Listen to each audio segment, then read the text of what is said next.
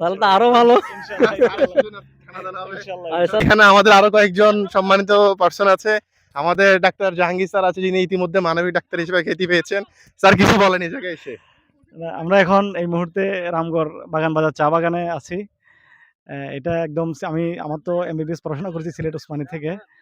তো সিলেটের ফিল্ডটা যদি কেউ নিতে চায় এই রামগড় চা বাগানে আসলেই হবে। এটা বিশাল রাস্তার দুপাশে তার মানে অবস্থিত। এটা কি আলটিমেটলি লন্ডন? যেমন কেউ লন্ডনে ফিল নিলে সিলেট যাও, সিলেটে ফিল নিলে না, এখানে আসো। সিলেটে তো আরো অনেক কিছু আছে। যে লন্ডনের আদলে অনেকগুলা বাড়ি বা গ্রাম আছে। রামগড় তো আর এটা নাই। রামগড়ের এই চা বাগানটা অনেক সুন্দর।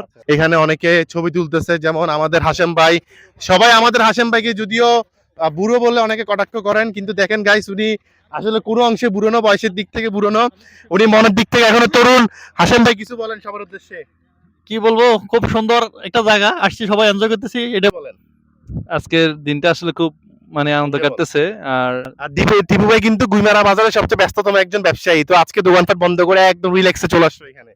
নাকি ভাই? ব্যস্ততা থাকে, আর ব্যবসা বাণিজ্য যারা ইনক্লুডিং থাকে ব্যবসার সাথে, তারা আসলে সময় পায় না। কিছু বলবেন? অনেকক্ষণ আমার স্যারকে কিছু নিয়ে বলেন, আপনি আমার সফর আমার দিয়েছেন। খুব সুন্দর লাগতেছে আসলে, পরিবেশটা অনেক সুন্দর। আজকে কিন্তু ভাই কিন্তু ভালো ড্রাইভ করছে স্যারকে নিয়ে। ভাই আপনি কিছু বলেন, আমাদেরকে গাইড করছেন, মানে আমাদের আজকে এই গ্রুপের গাইড আপনি না, ছিলেন। আসলে গাইড আমি না, আজকে বলতে গেলে গাইড কিন্তু স্যার। আচ্ছা, কারণ স্যারের উদ্যোগে কিন্তু সবকিছু হয়েছে। হ্যাঁ, এই জন্য স্যারকে স্পেশালি বলেন। এটা কোনো সমস্যা না, আমরা সমস্যা আসি কোনটা মানুষের ভাই? সেবা করার জন্য আমরা নিয়োজিত। আমরা সেবামূলক কাজে সবসময় সহযোগিতা করি। আচ্ছা, আচ্ছা, আচ্ছা।